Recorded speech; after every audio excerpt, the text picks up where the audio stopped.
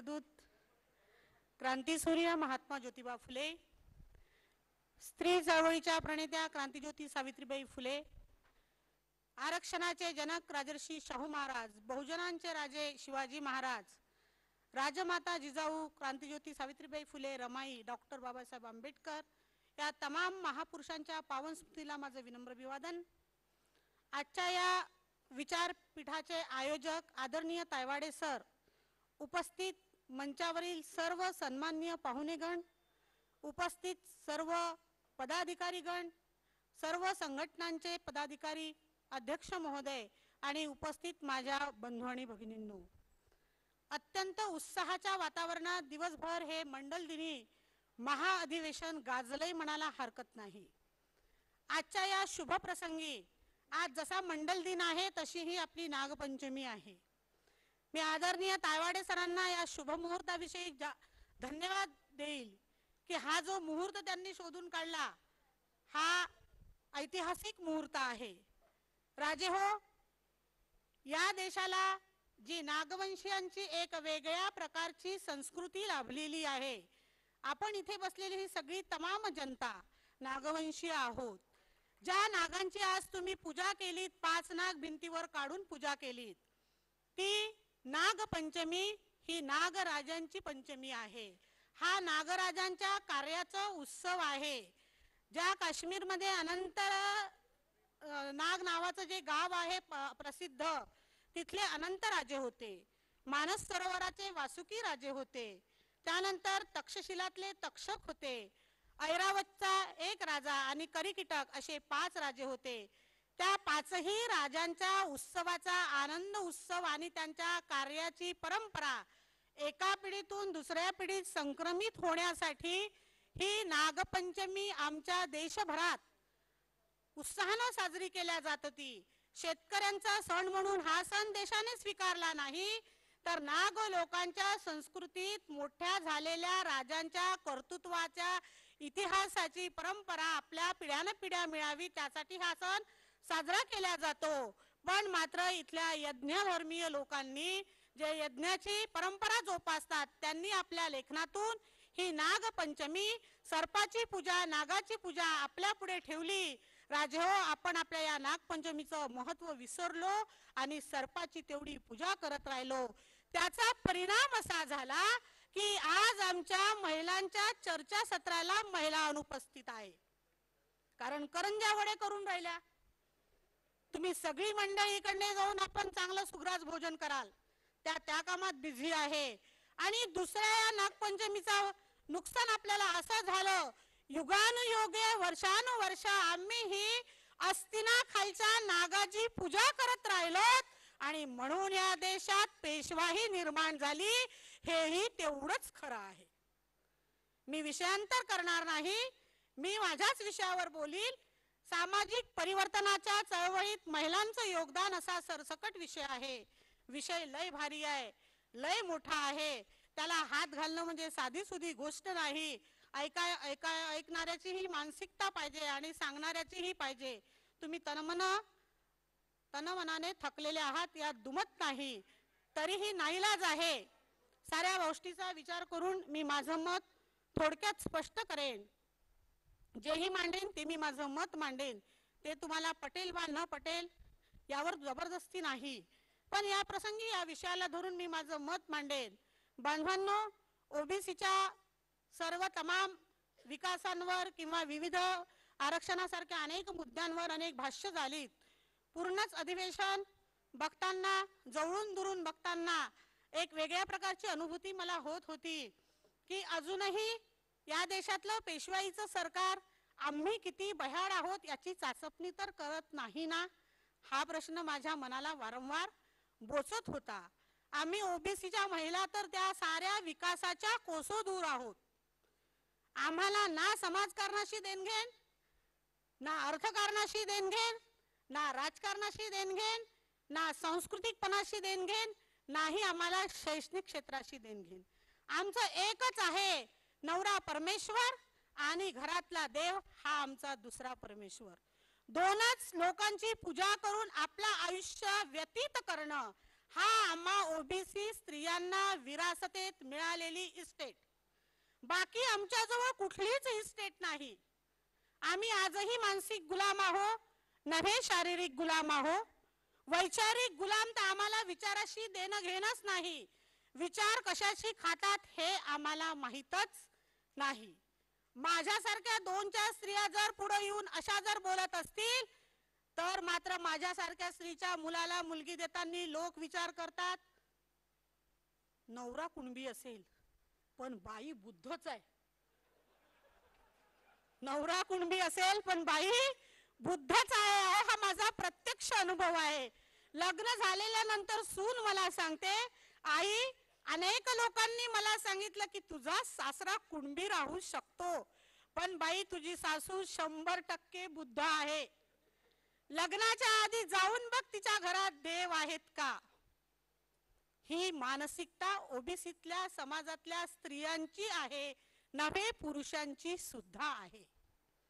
पुरुषांची सुद्धा आहे. इथे बसलेल्या प्रत्येक व्यक्तींनी आज सगळ्या प्रकारचा अनुभव अनुभवलेला, तरी पण अजूनही तुमच्या त्या पुरुषी मानसिकतेमध्ये कुठेतरी मनू दडलेलाच आहे. हे तुम्हाला आज उद्या परवा कधीतरी कबूल करावंच लागेल. कारण ओबीसीच्या स्त्रियांचा काहीही विकास झाला नाही, म्हणून आज आपल्या हालची परिस्थिती अशी आहे.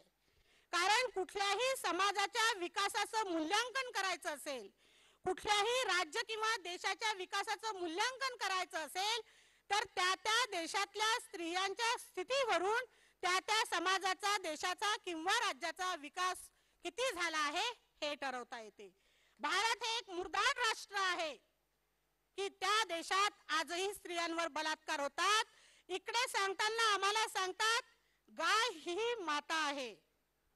मग नक्कीच बैल हा बाप असेल यांचा. हे गायीला माता म्हणू शकतात, तिला सन्मानाने वागवू शकते, पण या देशाच्या आईचं काय हा प्रश्न कधीच कुणाच्या मनात निर्माण होत नाही.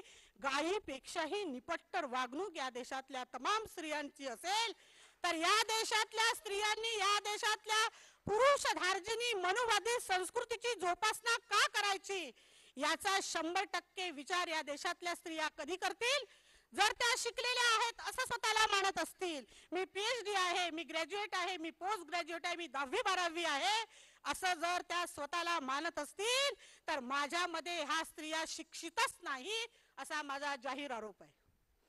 कारण बघा, दुर्गे दुर्गट भारी ही आरती म्हणताना प्रत्येक ओबीसीच्या घरात ही आरती चालते.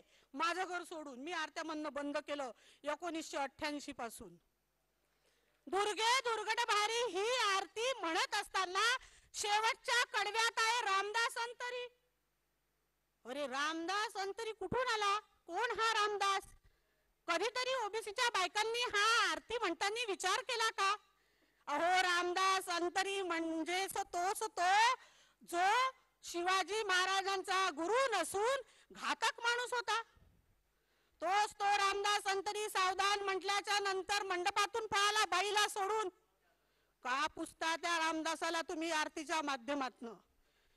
ही वैचारिक पातळी आमच्या स्त्रियांमध्ये जेव्हा निर्माण होईल त्या दिवशी आमच्या स्त्रिया शिकल्या असं मी समजेन. तोपर्यंत त्यांनी कितीही PhD केली असेल, कितीही मोठ्या प्राध्यापिका असतील, तरीही मी ते कधीही स्वीकारलेलं नाही. गेल्या 25 वर्षापासून फुले शाहू आंबेडकरी चळवळीत काम करत असताना मला खऱ्या अर्थाने जेव्हा फुले शाहू आंबेडकर समजलेत त्या दिवशी मी सत्यनारायण सोडून दिला.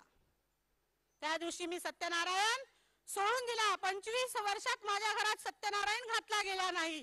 माझं काहीच वाईट झालेलं नाही, उलट माझा फायदा झाला.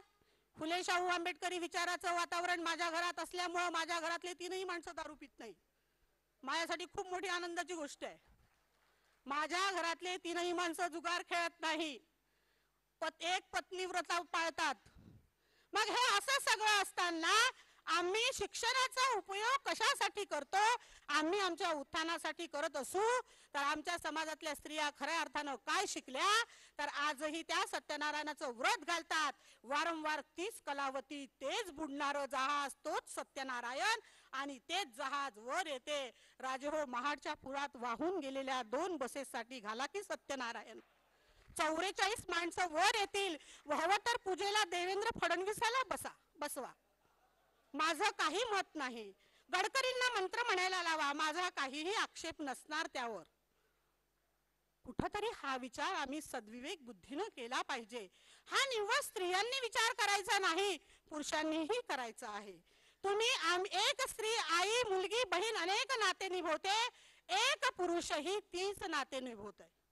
तुम्ही जरी एकटा आलात तरी मी असं समजते की तुम्ही तुमच्या बायकोला सोबत आणलेला आहे, कारण तुम्हाला इकडे जाऊन गेल्यावर उत्तर द्यायचं आहे उशिरा का आलात, त्याचं उत्तर द्यायचं आहे. म्हणजे तुम्ही बायकोला सोबत आणलेला आहे, तुम्ही मुलीला सोबत आणलेला आहे, तुम्ही आईला सोबत आणलेला आहे, तुम्ही बहिणीला सोबत आणलेला आहे.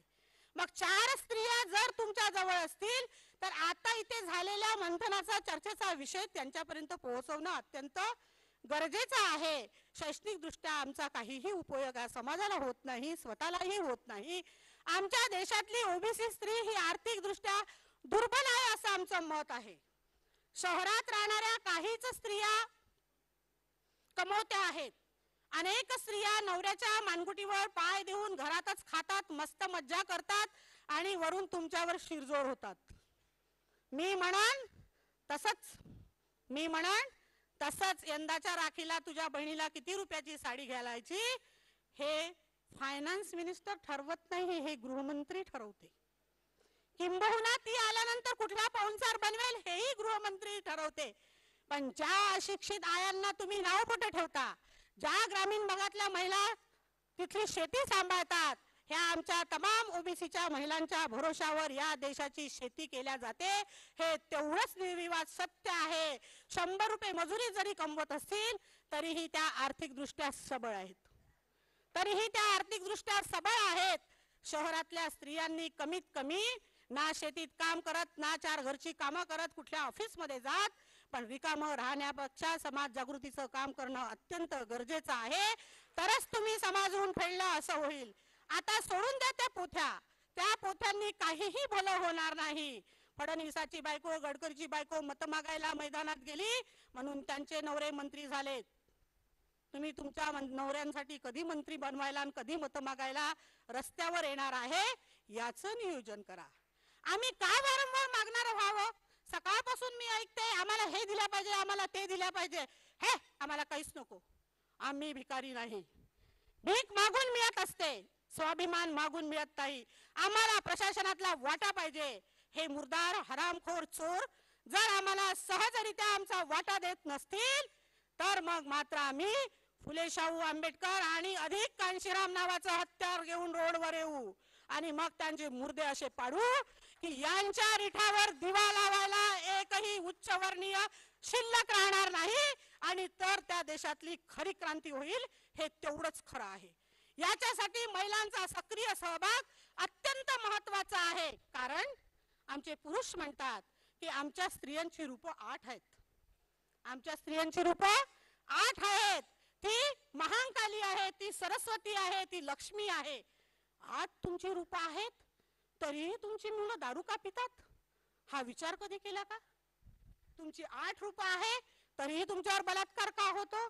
तुम्ही म्हणाल हटबाई आमच्यावर कधीच बलात्कार झाला नाही, नागपुरातल्या एकाही ओबीसीच्या बाईचं पेपरला येत नाही. तुमच्यावर बलात्कार झाला नाही काय? झाला. तुमच्यावर राजकीय बलात्कार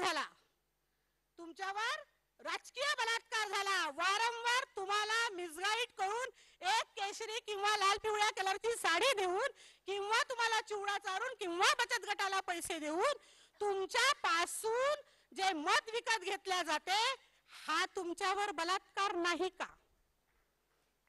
लावा ना मग देवेंद्रवर एक बलात्काराची केस, लावा नरेंद्रवर एक बलात्काराची केस. हे धाडस आमच्यात निर्माण करायचं असेल तर आमच्यातली महाकाली आम्हाला जागृत करावीच लागेल. आम्ही त्या महाकाली सारखं रौद्र रूप जोपर्यंत घेणार नाही तोपर्यंत या देशातल्या ब्राह्मणांची मक्तेदारी संपणार नाही.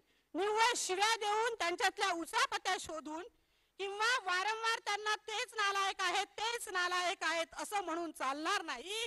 तर मात्र आम्ही आता कुठंतरी हा एल्गार उभारल्याच पाहिजे की मरू आणि तुम्हाला मारू पण. मरणाची ताकद ठेवली तरच मारू शकतो, मरणाची ताकद ठेवली नाही तर मारू शकत नाही. हे तेवढंच खरं आहे. आमच्यातलं हेही अर्थकारण, हेही समाजकारण कुठेतरी आम्ही आमच्या स्त्रियांना याच्याविषयी जाणीव करून देणं अत्यंत गरजेचं आहे. आमच्यातला सांस्कृतिकपणा जो आमच्यात आहे सभ्यतेचा, या सभ्यतेच्या आणि आदरातिथ्याच्या नावावर आमच्या स्त्रियांना वारंवार हेच शिकवल्या जाते की या घरची मुलगी आबरू आहे, या घरची मुलगी इज्जत आहे आणि या घराची सून मान अपमान आहे, मान सन्मान आहे.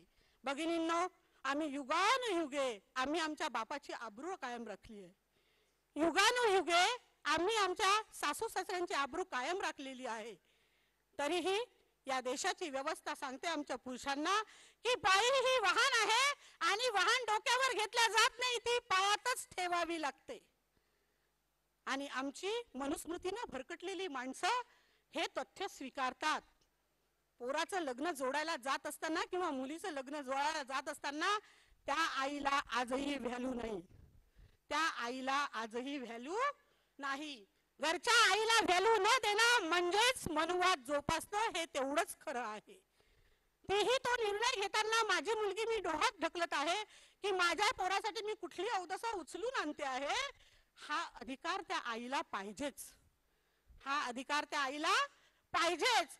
तेव्हाच कुठेतरी आमच्या समाजाचा विकास होईल. हे तेवढंच खरं आहे. म्हणजे जिच्या हाती पाळण्याच्या दोरी ती जगाला उद्धारी हे समीकरण झालं जुनं. दुसरं समीकरण झालं जिच्या हाती सत्तेची दोरी ती समाजाचा उद्धार करी, हे नवं समीकरण झालं.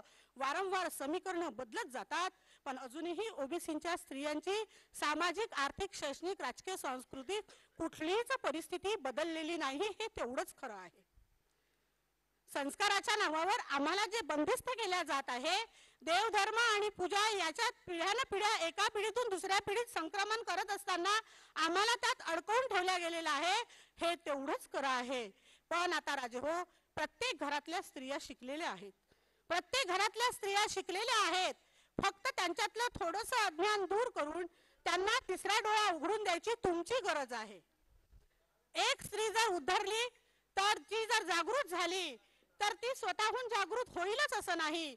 सगळ्याच स्त्रिया स्वयंभू नसतात. कडेवरचं लेकरू जमिनीवर उतरल्यानंतर करांगी घेऊन त्याला वाट दाखवावी लागते. आम्हा अज्ञानी अनभिज्ञ स्त्रियांचंही असंच आहे. आजच्या घडीला मी बोलते हे मला कुठल्या एखाद्या ओबीसी माणसाने सांगितलेलं नाही किंवा माझ्या नवऱ्याने मला पुढे आणल्यानंतर हा भाग वेगळा आहे याचं श्रेय त्याला जाते, यात दुमतच नाही. पण राजे हो, तायवाडे सरांच्या शिवाजी विद्यापीठामध्ये शिवाजी कॉलेजला, शिवाजी सायन्सला प्राध्यापक चंद्रशेखर सांदेकर आहेत. हे माझे पहिले सामाजिक गुरु आहेत. सर आहेत उपस्थित, त्यांच्यासाठी एकदा जोरदार टाळ्या झाल्या पाहिजे. आदरणीय चांदेकर सरांनी मंडल आयोगाच्या एका जाहीर सभेमध्ये मला हेरलं. फक्त ते म्हणाले कोळशातही हिरा असतो. मी चांदेकर सरांना ओळखत नव्हती. चांदेकर सरांनी माझ्या घराची कास धरली. बिचारे लुणावर यायचे, एवढा मोठा प्राध्यापक माणूस. मी अत्यंत सरळ साधी 108 शिवाला बेल वाहणारी बाई, रोजच आरत्या म्हणणारी बाई, रोजच देवाला नैवेद्य चढवणारी बाई, अशी बाई. म्हणजे तुमच्या मनामध्ये जे अनेक प्रश्न होत असतील की नाही, कारण कसं आहे, नंदा फुकट दुसऱ्याच्या घरात तयार व्हावी, शिवाजी दुसऱ्याच्या घरात जन्माला यावा, माझ्या घरात नाही. कारण माझ्याच तलवारीला धार बसली तर माझं मुंडन कधी होईल याची गॅरंटी नसते. म्हणून शेजारच्या घरात तयार झालेलं बरं, माझ्या घरात व्हायला नको, अशी मानसिकता असते. आणि या मानसिकतेतून आपण आपल्या घरातल्या स्त्रियांना हे स्वातंत्र्य देत नाही असं मला वाटते. तुमचं काय आहे हे मला माहित नाही. प्राध्यापक चांदेकर सर जेव्हा माझ्याकडे यायचे तेव्हा ते मला विविध प्रकारची पुस्तकं वाचायला द्यायचे. हे वाचा नंदाताई. मला त्यातलं अ ब कुठलीही बाराखडी समजत नव्हती. ते पुस्तक द्यायचे. मलाही काही टाइमपास नव्हता, काही काम नव्हते. 2 लेकरं होती, एक नवरा, त्याला सांभाळायचं आणि धुणं भांडे खरकटे काढून जेवण करून झोप काढायची, एवढाच धंदा होता, दुसरं काही होतं नाही. तेव्हा मी ते चांदेकरांनी दिलेलं सगळं साहित्य हळूहळू वाचलं आणि सगळ्यात पहिले माझ्यातले महात्मा फुले जागे झाले. महात्मा फुल्यानंतर शाहू महाराजांचा अभ्यास केला, पुढे हळूहळू बाबासाहेबांचा अभ्यास केला. त्याचा परिणाम असा झाला की आज माझ्यातला जो बदल आहे हा बदल साधा सुद्धा बदल नाही. फुले शाहू आंबेडकरी चळवळीच्या एका कार्यकर्त्यानं या देशाच्या मनुव्यवस्थेच्या तोंडावर मारलेली ती मोठी चपराक होती, हे तेवढंच खरं आहे, हे नाकारता येत नाही. चिठ्ठी आली तरीही मी 2 मिनिटं यासाठी घेईल, मुद्दा अर्धवट राहून जाईल म्हणून. बांधवांनो, आता ओबीसीच्या पुराणाला एखाद दिवशी आपण मोठा हात घालूया, त्यावर विस्तृत चर्चा करूया. जाता जाता ओबीसी स्त्रिया ज्या देव आणि धर्म आणि देवळं यात गुंतलेली आहे, देव धर्म आणि देवळं यामध्ये गुंतलेली आहे. सगळ्यात पहिले तमाम ओबीसीच्या स्त्रियांनी देवळात जाणं बंद करा आणि तुम्हीही सगळ्या पुरुषांनी आपल्या बायकांना देवळात जाणं बंद करा. ज्या दिवशी तुम्ही देवळात जाणं बंद कराल त्या दिवशी देवळातला मलिंदा संपेल. जोही तिजोरीत मलिंदा आहे हा तेलामाया कुंडांच्या तमाम ओबीसींच्या घरचा आहे. हा मलिंदा ज्या दिवशी या देवळातला समाप्त होईल त्या दिवशी या देशातला ब्राह्मण आत्महत्या करून मरेल आणि तो ज्या दिवशी आत्महत्या करून मरेल त्या दिवशी या देशात हर्षवर्धनाचं मौर्यांचं राज्य येण्याला वेळ लागणार नाही, हे तेवढंच खरं आहे. सम्राट अशोकाचं राज्य यायला वेळ लागणार नाही, हे तेवढंच खरं आहे. कुठेतरी आम्ही फक्त ब्राह्मण्य नाकारतो पण हे बाकीचं नाकारत नाही, हे तसंच जोपासतो. तमाम व्हॉट्सअप आणि फेसबुकवर जी देवळांची यादी येते त्यातलं जे धन येते हे धन ऐकल्यानंतर चक्कर यायला लागते. आता तर शिर्डीच्या त्या सगळ्या धनावर बीजेपी कब्जा करणार आहे. मग बीजेपीचे कोण काय बावनकुळे खजिनदार बनणार आहेत का हो? शिर्डीच्या मंदिराचे बनणार आहेत का? मी खोटं बोलत नाही असं बोलून गेले ते, पण ते खोटं बोलतातच, यात दुमत नाही. ते खरं बोलणारे असते तर वेगळा विदर्भ देऊन टाकला असता पटकन. वेगळा विदर्भ द्या, नाही तर मी ऊर्जा मंत्री नाही होत असं म्हटलं असतं. खोटच बोलतात, खोट्यांची स्कीम आहे. म्हणजेच कडू साहेबांच्या भाषेत सगळे हरामखोर बसलेले आहेत. आम्ही देवळात जाणं बंद करा, हरामखोराची हरामगिरी एका दिवशी संपते. यांना सगळ्यांचे बापदादाच आठवतात, कशी सोन्याची कवाडं राहतात, कसे चोपडे चोपडे दिसतात, यांचे मतिमिंद पोट्टे त्या मंदिरात कसे पुजारी होतात, काय मंत्र म्हणते समजत नाही आणि आम्ही 1001 दक्षिणा देतो. म्हणून ओबीसीच्या स्त्रियांनी मंदिरात जाणं बंद करा, तमाम पुस्तकांची होळी करा. एकही धर्मग्रंथ, मग भगवद्गीता असू द्या नाहीतर कुठली ज्ञानेश्वरी असू द्या, रामायण महाभारत असू द्या, तमाम पुस्तकांची होळी करा. डॉक्टर बाबासाहेबांनी मनुस्मृती तुमच्यासाठी जाळली, स्वतःसाठी जाळली नाही. हे ओबीसीच्या स्त्रियांमध्ये जागृती निर्माण करणं अत्यंत गरजेचं आहे. ही पुस्तकं जाळून आमच्या घरी एकच धर्मग्रंथ आणा. या देशात माणसाला माणसाने माणसासारखं जगवणारा जर कोणता धर्म असेल तर या देशाचं संविधान, या देशाचं संविधान. सगळ्या पुरुषांनी आपल्या बायकोला संविधान गिफ्ट करा, संविधान गिफ्ट करा, म्हणजे तिला समजन हे कशाशी खातात. राजे हो, दुसरा एक मुद्दा आहे. प्रत्येक नातू आपल्या आजोबाची विरासत सांभाळत असतो. हे तुम्ही का करू शकत नाही? तुमच्या धाडस नाही, हे करायला हिंमत लागते असं तुम्हाला वाटते. सगळे नातू आपल्या आजोबांची विरासत सांभाळतात, सारेचे सातबाऱ्यावर नाव चढते. मग या राज्यामध्ये प्रबोधनहार ठाकरेंनी जी पुस्तकं लिहिलेली आहेत त्या तमाम पुस्तकांचे वारस बाळासाहेब ठाकरे, उद्धव ठाकरे, नंतरचे सगळे ठाकरे आहेत. ही सगळी ठाकरे मंडळी प्रबोधनकार ठाकरेंची विरासत का चालवत नाही हा प्रश्न आपल्याला स्वतःला विचारा, यावर चर्चा करा. प्रबोधनकार ठाकरेंची विरासत या महाराष्ट्रातल्या मातंगांनी चालवायची का, चामारांनी चालवायची का, बुद्धांनी चालवायची का? आणि सत्तेचा मलिंदा कोणी खायचा? उद्धवाने खायचा? कुठलं समीकरण आहे? हा ओबीसीनं प्रश्न विचारणं स्वतःला अत्यंत गरजेचं आहे. म्हणून यांची सगळी तमाम पुस्तकं पेटवून टाका. तुम्ही महात्मा फुल्यांचं गुलामगिरी घरात आणा, तुमच्या सगळ्या स्त्रियांचे डोके साफ होतील, तुमच्या सगळ्या स्त्रियांचे डोके साफ होतील. गुलामगिरी आणा, भारतीय संविधान आणा आणि ज्या डॉक्टर बाबासाहेब आंबेडकरांच्या कार्याविषयी तमाम ओबीसी महिलांना जाणीवच नाही, त्यात स्पष्टच म्हणतात हा चष्मेवाला तर घराच्या भिंतीवरच नको, घर बाटते. बाबासाहेबांचा फोटो घरात लागल्याने घर बाटते का? तर हा महारांचा नेता आहे. आमच्या ओबीसीच्या बायकांची मोठी आर्त हाक आहे. माझ्या घरात घर पाहायला आल्याच्या नंतर पहिले मुलीवाल्यांना मोठा बाबासाहेबांचा फोटो दिसल्यानंतर त्यावर लय मोठी चर्चा झाली. एवढीच झाली तायवाडे साहेब चर्चा बिना खर्चाची. बाबासाहेबांचा फोटो आहे. माझा नवरा म्हणाला काढून टाक. म्हणले नाही देईल तर नको देऊ, पोरग कुवारं ठेवाल, पण मी बाबासाहेबांचा फोटो काढत नाही. तमाम ओबीसी बांधवांना मी सांगते, आपल्या मुलाला कोणी मुलगी दिली नाही तरी चालते. लेकरं जन्माला घालणं हा आमचा धंदा नाही. ज्याला शौक आहे 5 लेकरं जन्माला घालायला, त्या नरेंद्रनं, त्या साक्षी महाराजांना, त्या देवेंद्रनं लय मोठ्या बायका कराव्या कृष्णासारख्या. आमचा काही आक्षेप नाही.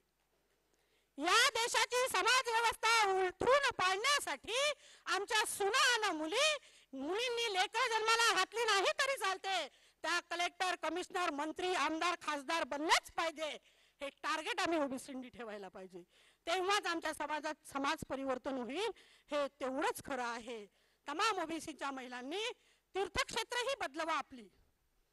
आमचं तीर्थक्षेत्र शेगाव नसावं, आमचं तीर्थक्षेत्र शिर्डी नसावी, आमचं तीर्थक्षेत्र असावं नायगाव, आमचं तीर्थक्षेत्र असावं वनद रमाईचं माहेर, आमचं तीर्थक्षेत्र नायगाव सावित्रीचं माहेर, आमचं तीर्थक्षेत्र असावं सिंदखेड राजा जिजाऊचं माहेर, आमचं तीर्थक्षेत्र असावं कोल्हापूर कागलवाडी शाहू महाराजांचं जन्मस्थान, आमचं तीर्थक्षेत्र असावं शिवनेरी शिवाजीचं जन्मस्थान. आमचं ते नाही. चाललो आम्ही अष्टविनायकाच्या यात्रेला, आम्ही अंबाबाईच्या दर्शनाला जातो दरवर्षी कोल्हापुरात, तुळजापुरात जातो भवानीच्या दर्शनाला. घरच्या भवानीला मान सन्मानानं वागवत नाही. वरण का पातळ झालं म्हणून दंड्यानं मारतो, जुत्यानं मारतो आणि सांगतो तुझी घुटण्यातली अक्कल तिथंच ठेव, वरच्या मायात जात नाही, हे ठणकावून सांगतं.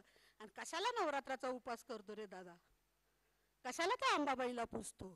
आपली मुलगी, आपली आई, आपली बहीण यात आणि तमाम समाजातल्या स्त्रियांचा मानसन्मान जरी तुम्ही राखलात तरी तुम्ही फुले शाहू आंबेडकरांचं खूप मोठं काम केलं असं मला म्हणावं वाटेल. ज्या ओबीसीच्या स्त्रियांच्या मनामध्ये बाबासाहेबांच्या विषयी जी तेढ आहे, ही तेढ त्यांनी कधीच करू नये, हे तेवढंच सत्य आहे.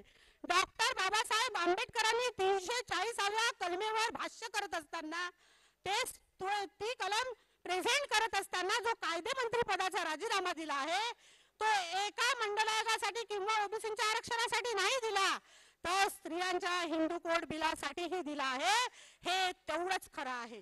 या देशातली अडाणसोट राबडी देवी मुख्यमंत्री बनते, कालपर्यंत स्टेजवर नाचणारी जयललिता मुख्यमंत्री बनते, कालपर्यंत पोट्टे शिकवणारी मायावती मुख्यमंत्री बनते, अडाणसोट स्मृती इराणी या देशाची, सुषमा स्वराज या देशाची मंत्री बनते. ही बाबासाहेबांची देण आहे. बाबासाहेबांनी जर आम्हा स्त्रियांना मतदानाचा अधिकार दिला नसता तर आम्ही पायातली वाहन पायातच राहिलो असतो. भगिनींनो, आजही ती स्थिती आहे. आमच्या जवळ राज्यकर्ता बनवाचा पॉवर आहे. आमच्या जवळ भारतीय संविधानानुसार विचाराचं स्वातंत्र्य आहे, भाषणाचं स्वातंत्र्य आहे. आम्हाही स्त्रियांना 9% आरक्षण आहे. नोकऱ्यांमध्ये, शिक्षणामध्येही आरक्षण आहे. तरीही ओबीसीच्या स्त्रिया ह्या मागास का आहेत? तर याचं खरं कारण देव, देवळं, धर्म आणि पोथ्या ह्याच आहेत. जितके दिवस तुम्ही देव, धर्म आणि पोथ्या यात अडकून राहाल तितके दिवस ओबीसीच्या स्त्रियांचा सत्यानाश झाला राहील. कारण साधं सोपं उदाहरण आहे हो. वर्षानुवर्ष, युगानुयुग आम्ही वडपौर्णिमा करतो. कशासाठी करतो आम्ही ओबीसीच्या बायका वडपौर्णिमा? त्या वडाच्या झाडाखाली लय बायका फेरी मारत राहतात. कशासाठी? 7 जन्म एकच भेटावा. बायकांनीच पुरुषांना ही मुभा दिली आहे ना, एक्सचेंज ऑफर. एक्सचेंज ऑफर बायकांनीच पुरुषांना दिली आहे. 7 जन्माची कशाला बांधली होशील त्याची?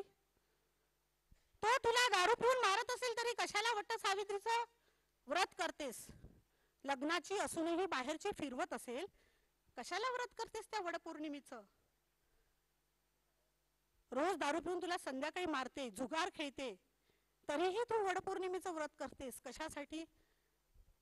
तुला वडपौर्णिमेचं व्रतच जर करायचं असेल तर वृक्षवल्ली आम्हा सोयरी वनचरे पक्षी ही सुस्वरे आळविती, हे जे संत तुकाराम महाराजांनी आम्हाला सांगितलेलं आहे, त्या तुकाराम महाराजांच्या उक्तीला अनुसरून दरवर्षी मला मी एक झाड लावेन आणि ते झाड दीर्घायुष्य माझा शेतकरी बांधव मी वाटसरू, माझी लेकरं, माझी नातूपंतू सगळ्यांना सावली आणि फळ देईल, पाणी देईल. हे वैज्ञानिक दृष्टिकोन समोर ठेवून ती वडपौर्णिमा करा ना. समाजाचा आणि तुमच्यातही वैयक्तिक हित आहे, हाच तो सातोजन्मी मिळावा यासाठी हे व्रत करू नका. एखाद दिवशी अशाच निमित्तानं व्रतावर आणि सण समारंभावर विशेष बोलूया. आजच्या प्रसंगी मी एक 4 ओळीची तुमच्यासाठी कविता म्हणते. ती कविता आपल्या बायकोला ऐकवा, मुलीलाही ऐकवा, बहिणीलाही ऐकवा. नको होऊस सीता तू त्या रामाची, लोक अबला म्हणती तुला, लोक अबला म्हणती तुला. नको होऊस द्रौपदी तू त्या पांडवांची, वेशेत जमा करती तुला, वेशेत जमा करती तुला. तू हो ग जिजाऊ त्या शुभाची, तू हो ग जिजाऊ त्या शुभाची, लोक राजमाता म्हणती तुला, लोक राजमाता म्हणती तुला. तू हो ग रमा त्या बाबाची, तू हो ग रमा त्या बाबाची, लोक मातोश्री म्हणती तुला, लोक मातोश्री म्हणती तुला. तू हो ग सावित्री त्या ज्योतिबाची, तू हो ग सावित्री त्या ज्योतिबाची, लोक क्रांती ज्योती म्हणती तुला, लोक क्रांती ज्योती म्हणती तुला. धन्यवाद. जय भीम, जय भारत.